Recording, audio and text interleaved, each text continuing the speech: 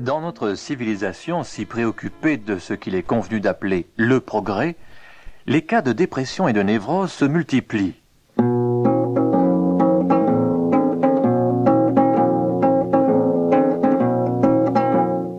Un ouvrier se rue sur sa machine à coups de poing et en hurlant.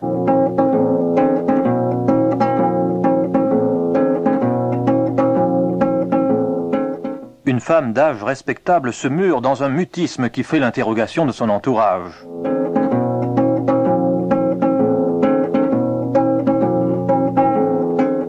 Un intellectuel entre dans un état de nervosité prononcée et ne trouve plus le sommeil.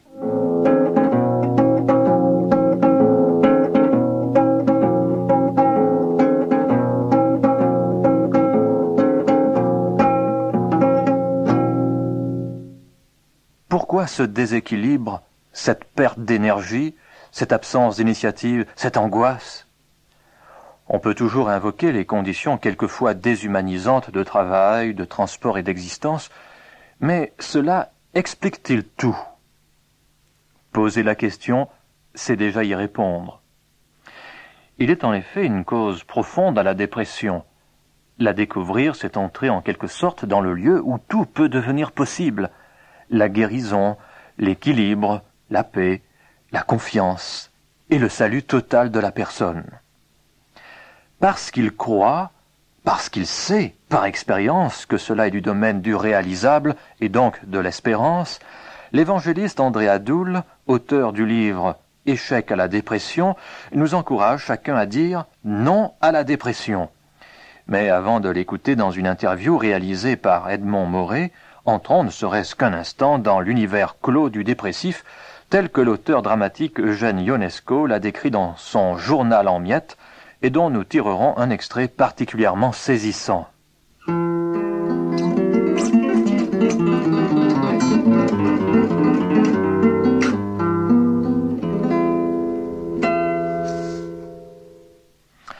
J'en aurais pu faire des choses.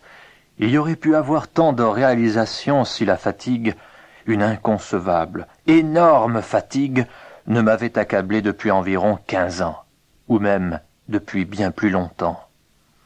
Une fatigue qui m'a empêché de travailler, mais aussi de me reposer, mais aussi de jouir de la vie et de me réjouir, et aussi de me détendre, et qui m'a empêché aussi de me tourner davantage, comme je l'aurais voulu, vers les autres, au lieu d'être prisonnier de moi-même, c'est-à-dire de ma fatigue, de ce poids, de cette charge qui est la charge de moi-même. Comment se tourner vers les autres quand votre moi vous accable? Aucun médecin sur les 30 ou 40 environ que j'ai consultés, aucun médecin n'a su ou n'a pu guérir cette lassitude infinie parce que, vraisemblablement, aucun d'entre eux n'est allé jusqu'à la source, jusqu'à la cause profonde de ce mal. Je sais, de mieux en mieux, moi, quelle est la raison de cet épuisement. C'est le doute, c'est l'éternelle question « à quoi bon ?» enraciné dans mon esprit depuis toujours, que je ne puis déloger.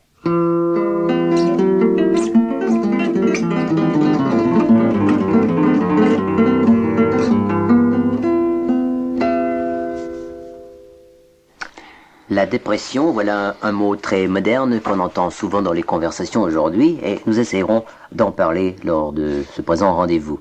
Nous accueillons Monsieur André Adoul, comme nous l'avons dit tout à l'heure, et nous lui demandons un peu ce qu'il pense de cette question de la dépression, puisqu'il a eu de nombreux entretiens avec des gens affligés de cette sorte de mal. Je dirais que le terme de... Parce que vous le savez, de nos jours, il y a beaucoup de dépressifs, et même parmi les croyants, des gens qui sont dans le marasme pendant des mois et des mois, qui n'en sortent pas et qui se lamentent. Alors donc la qualité de la foi n'est pas une garantie absolue d'éviter ce mal. Donc vous abordez de tels malades, ce qui veut dire que vous avez un intérêt pour eux. Oui, alors pourquoi? C'est vrai. Ces malades-là m'intéressent beaucoup, tout simplement parce qu'il y a quelques années, il m'a été accordé de connaître la dépression lorsque je suis allé m'installer à Paris. Et nous nous sommes installés dans un quartier bruyant, le quartier des Halles. Au bout de quelques mois, j'étais tellement à plat que j'ai goûté la dépression. Alors, je veux comprendre. Donc vous avez été atteint de ce mal vous-même. Est-ce que vous pourriez ici brièvement rappeler quelles sont les caractéristiques essentielles de cette maladie? Évidemment, elle se manifeste de bien des manières et je peux dire que chaque cas est un cas particulier. Mais presque chez tous les malades, chez tous les patients, on retrouve d'abord un même langage défaitiste. Il s'accuse de n'être bon à rien, de vivre au crochet des autres et il en veut à la société. Les voisins se conduisent mal. Enfin bref, il s'en prend à son patron, à ses collègues. Un langage défaitiste. Et puis, une même sensation de fatigue, un manque d'énergie, plus de ressort malgré 12 heures de lit et 3 heures de sieste. Une fatigue inexplicable qui le démoralise. Les forces ne reviennent pas. Et il est vrai en général que le malade dort très peu ou pas du tout. Il a des insomnies et malgré les calmants administrés à forte dose, il passe des nuits interminables à remâcher son désarroi, à se prendre en dégoût. Et lorsqu'il prend des somnifères, il est assommé tout au long de la journée qui suit. Et puis, non seulement ce langage défaitiste ou cette sensation de fatigue, mais il éprouve aussi des angoisses, de l'anxiété qui leur font redouter l'instant qui va suivre. Il a peur de ne pas pouvoir tenir, de ne pas assumer ses responsabilités. La moindre difficulté prend un volume énorme. Il a peur d'affronter telle personne, de décevoir telle autre, peur de vieillir. En tout cas, cette anxiété le paralyse. Et ce qu'il y a de curieux, c'est que lorsque on le questionne, et qu'on lui dit, mais au fait, qu'est-ce qui vous êtes en bas, qui vous démoralise? Savez-vous pourquoi vous passez, souvent sans transition et sans vraie raison, des chants aux larmes, du calme à la tempête? Eh bien, on reçoit presque toujours la même réponse. Vous avez raison. J'ai de bons moments, je me surprends parfois à siffloter, alors je me dis ça va. Pensez donc brusquement, sans raison valable, je deviens d'humeur massacrante, une contrariété, par exemple le café trop chaud, le facteur qui tarde, une mouche dans le lait, et me voilà parti pour un bon moment. Oui, mais, et c'est la question qu'on me pose, pouvez-vous me dire exactement pourquoi, ou plutôt c'est la question que je pose, pourquoi vous tombez dans cet état dépressif? Et pour être honnête, eh bien, ils ne peuvent pas le dire. Ou alors ils m'avouent, j'ai l'impression qu'un voile de tristesse me tombe dessus sans savoir pourquoi, une chape de plomb qui m'écrase, qui m'enlève d'un coup ma joie et la force de vivre. C'est inexplicable. Donc ce sont là des symptômes assez écrasants, assez malheureux, tout est sombre. Mais sont-ce les symptômes d'une maladie, à votre avis, ou bien d'autres choses? Eh bien, je crois que, enfin, je considère, moi, les dépressifs comme d'authentiques malades, mais ce sont des malades, hélas, qui sont rarement pris au sérieux. Et c'est pour cela, d'ailleurs, que le dépressif redoute les visites. Ce qui n'arrange, j'imagine, pas non, du tout leur état. Évidemment, ça l'écrase, parce que derrière sa santé florissante, l'ami, évidemment, ne se songe guère à se mettre à la place du patient. Il se montre souvent maladroit, et dit justement ce qu'il faudrait taire. Et si vous permettez, je vais passer en revue quelques genres de visites qu'on ne devrait pas faire. Il y a par exemple les visiteurs qui estiment que le malade joue la comédie. Pas sérieux, votre dépression. Tu te fais des idées. D'ailleurs, ton médecin ne trouve rien. Va donc t'aérer, n'y pense plus, tu reprendras goût à la vie. C'est dans ta tête, c'est ton imagination. Remarquez que c'est pas faux, l'imagination nous fait déguster des drames. Je pense par exemple à un candidat que la veille de l'examen, il imagine qu'il aura la question la plus délicate qui soit, et justement celle qu'il n'a pas révisée. Alors il n'endort pas de toute la nuit. Le lendemain, quand il est sur sa copie, c'est plus de l'imagination. Il a des coliques, il a une tête lourde ou vide. Mais en tout cas, l'imagination n'explique pas tout. Et puis il y a aussi les visiteurs qui dramatisent. Et je vois encore telle personne, mais mon cher, quelle mauvaise mine que tu as maigri, tu fais peur, tu as perdu au moins 10 kilos. Regarde-toi dans la glace, comme si c'était un langage encourageant. Ou alors il y a ceux qui accusent, et c'est tragique. Je pense à des gens qui disent, un chrétien ne doit pas être dépressif. Si tu en es là, c'est qu'il y a dans ta vie quelque chose, il y a une infidélité, un interdit, une infidélité qui te bloque. Je dirais qu'il ne faut jamais tenir ce langage devant un dépressif, à moins d'être parfaitement sûr de la cause, de l'inconduite du malade. Et dans ce cas, il ne faut pas parler de vaguement d'interdit, d'infidélité, mais il faut dénoncer la faute. Oui, c'est des suggestions très malheureuses. Oui, bien sûr, et si on la dénonce, c'est sans accuser. L'amour, je le dirais, ne soupçonne pas le mal, c'est la Bible qui l'affirme, et c'est vrai. L'entourage, il faut le dire, l'entourage est rarement perspicace et il y a beaucoup de maladresse. Et au lieu d'aider ces malades, on les enfonce souvent. Il faut beaucoup les aimer.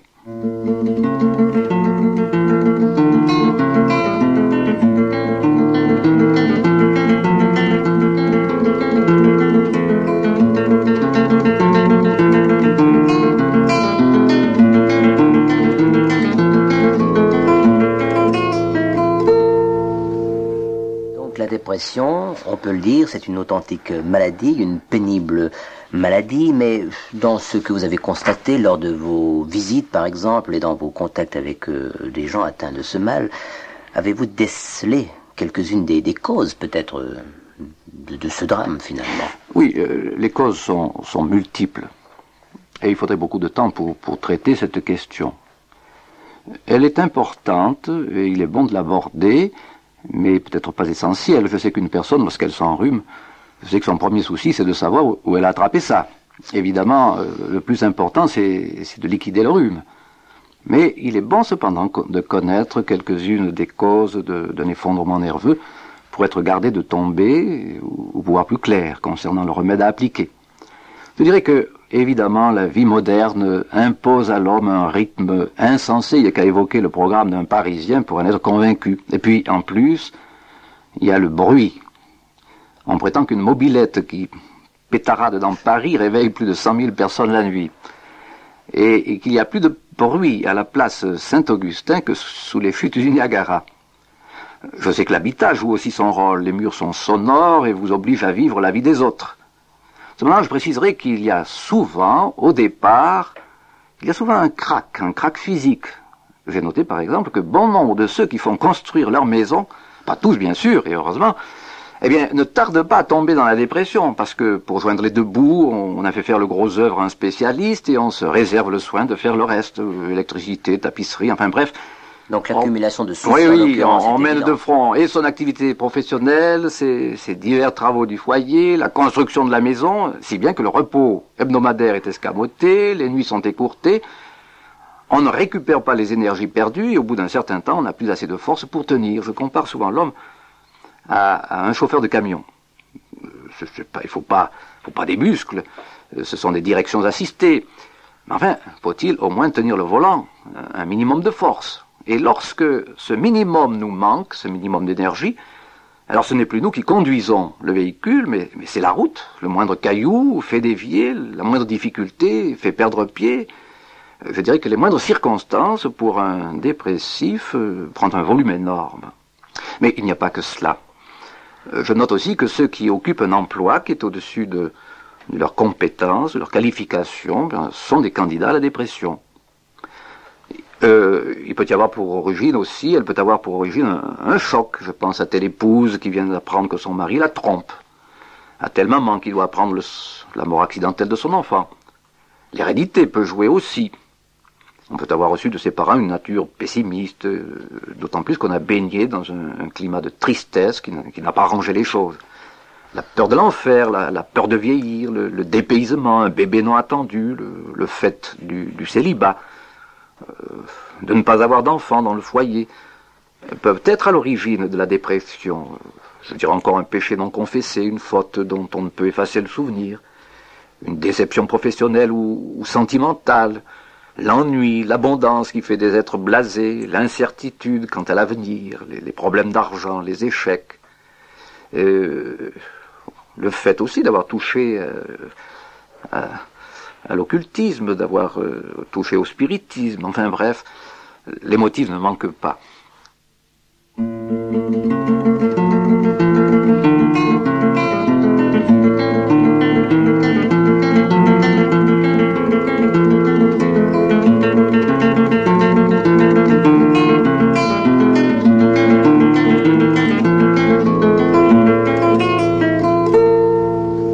Donc toujours il y y a une espèce de source de tension quand même qui produit la Oui, peur, c'est vrai, que ce soit nerveuse, affective, morale, professionnelle, personnelle, Oui. enfin, mais une tension intérieure, un problème qu'on n'arrive pas à solutionner par ses propres efforts. Vous essayez de faire pour votre part ce que vous pouvez, mais que pensez-vous par exemple alors des spécialistes qui se penchent sur de tels problèmes et de telles maladies? Je parle des médecins bien sûr et des psychiatres. Croyez-vous par exemple à l'efficacité de leurs remèdes? Et je pense que quand on parle de remèdes, il faut parler de pilules, de produits pharmaceutiques. Oui. Je dois avouer, je vous étonnerai, mais je dois avouer que je n'ai jamais eu l'occasion de conseiller à un malade de consulter un médecin ou un psychiatre, non pas parce que je les trouve... Donc vous n'êtes pas anti, enfin non, contre non, eux. non, c'est parce que tous les malades, invariablement, déjà sont entre leurs mains, sont allés chez le médecin, Bon. et déjà suivent depuis de longs mois leur traitement. C'est toujours tardivement, comme en désespoir de cause, qu'on se résout à essayer d'un chrétien, d'un ami. Donc vous ne faites pas un travail de sape, vous êtes plutôt une espèce de bouée de sauvetage qu'on vient essayer de saisir. C'est dommage, évidemment. Ce serait mieux de commencer par le commencement, c'est-à-dire de consulter Dieu.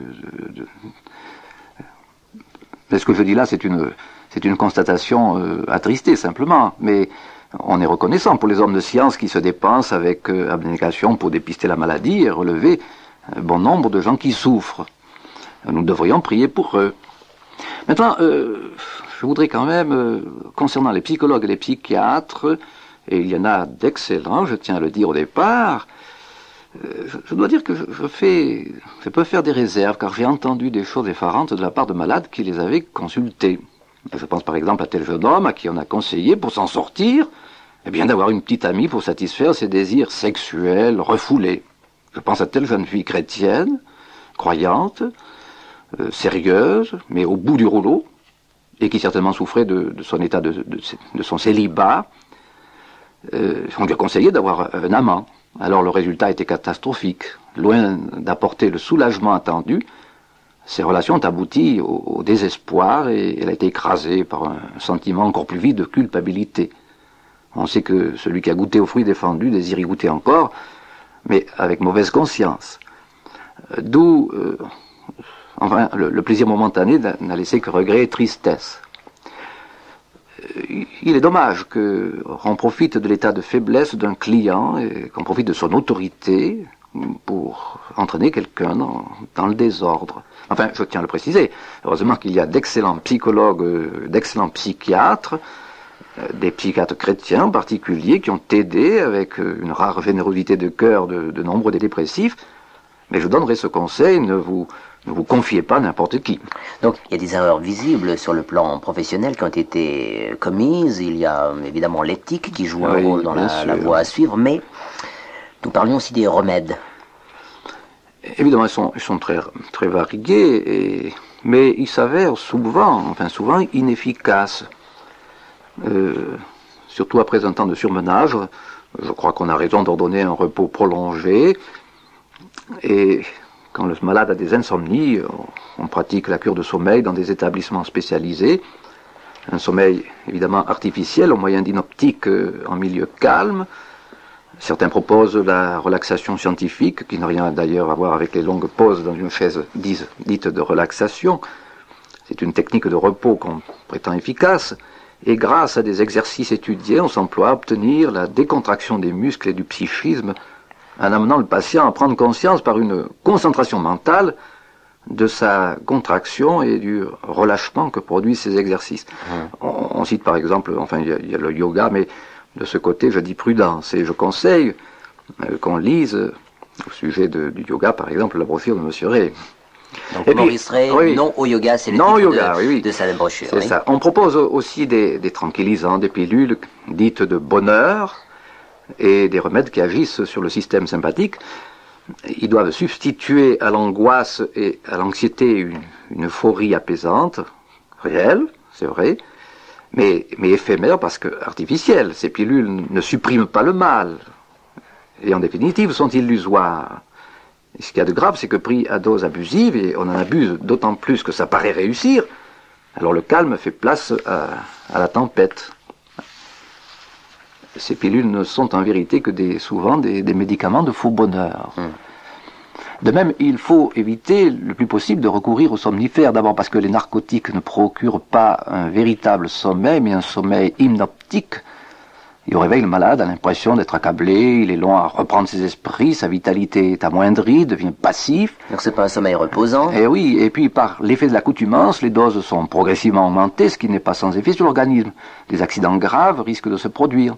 Et puis, il ne faut pas conclure qu'il faut beaucoup dormir pour se reposer. Le repos excessif opère un ramollissement général de la musculature qui a son inévitable répercussion psychique. Le sujet incline vers l'indolence, il a de moins en moins de ressort, il éprouve des troubles digestifs. Vous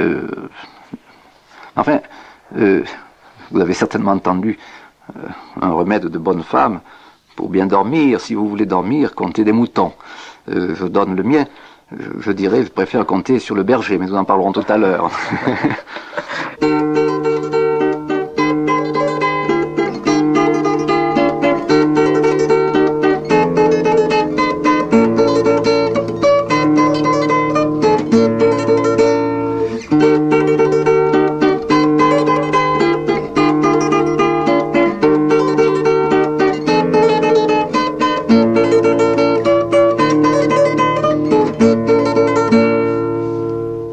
On sait que un malade atteint de dépression, en général, il y en a pour un bon bout de temps, ça dure, Oui, c'est un marasme qui traîne longtemps.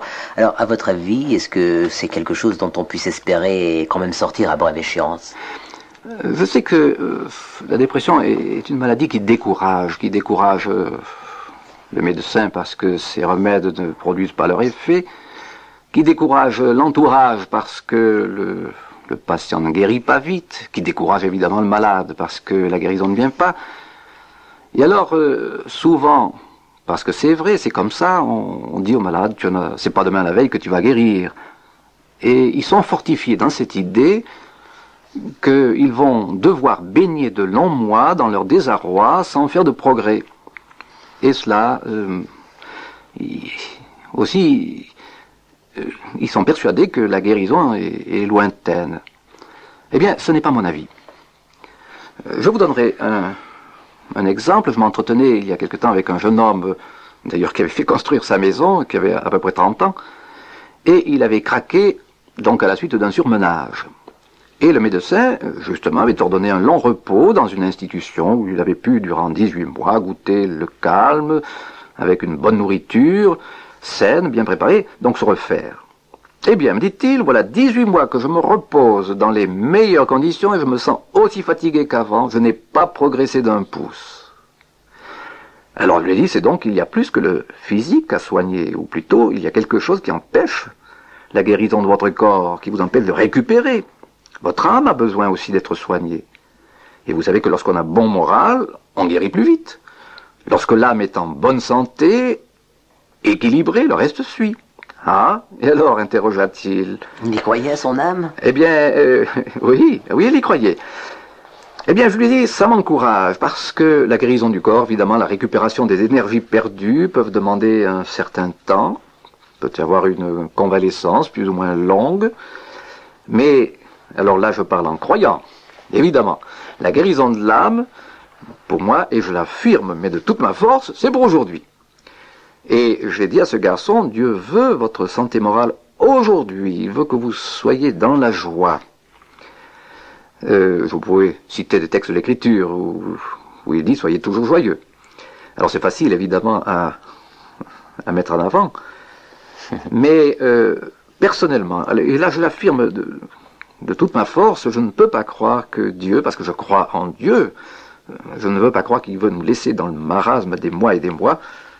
Un père souhaite voir son enfant heureux, eh bien Dieu le souhaite aussi, ne tourmente pas, ce n'est pas lui. C'est pour cela qu'il faut en sortir. Oui, ce serait brutal de penser que Dieu, qui veut et peut nous guérir, veuille encore nous faire attendre tout un long délai pour nous en sortir. Mais oui, alors, c'est ma conviction, oui. Ouais, je comprends bien. Mais quand même, l'expérience vous le dit sans doute, il y a des cas où ça dure. Et vous pensez que le fait de refuser le tourment et même de se confier en Dieu, tout simplement, suffise toujours? Eh bien, je suis reconnaissant que vous posiez cette question parce que faut quand même être au clair. Et là, j'invoquerai un exemple, je ne sais si vous connaissez un livre excellent du philosophe Alain, propos sur le bonheur. Et là, il donne l'exemple d'un bébé qui hurle, en se tortillant, leur maman accourt, s'inquiète, propose le biberon, mais en vain. Alors se pose des questions, pourquoi cette explosion? L'enfant demeure inconsolable, il crie de plus belle, est-ce que c'est le lait qui est trop chaud, pas assez sucré? Enfin, elle suppose 1000 raisons, jusqu'à ce qu'elle découvre la cause du petit drame. C'est une épingle qui est mal placée, qui est oubliée au fond de la culotte, qui pique l'enfant, qui hurle évidemment de douleur. Alors le remède est simple, rapide, efficace, il suffit d'ôter l'épingle.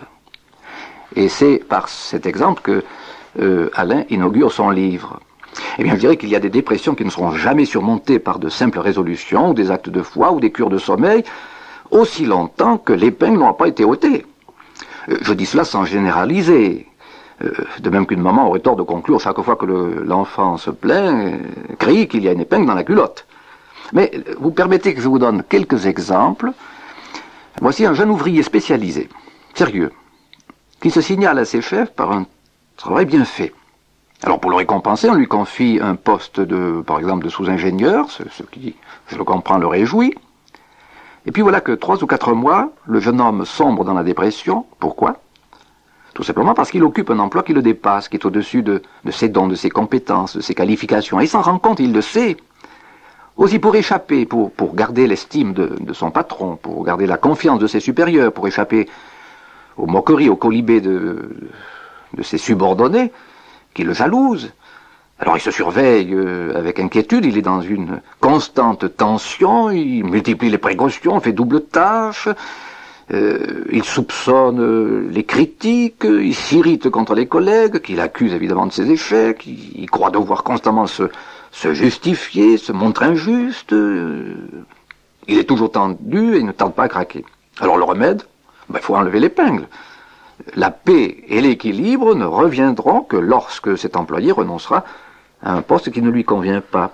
Je pense à une veuve qui ne dormait plus depuis 6 mois et qui était dans un état physique, mais alors lamentable. Et après un message où je fus conduit à dénoncer l'adultère, elle capitula, renonça à son péché parce qu'elle vivait dans l'adultère, elle avait des liaisons avec un homme marié, et le lendemain elle me dit « C'est merveilleux, j'ai dormi toute la nuit ».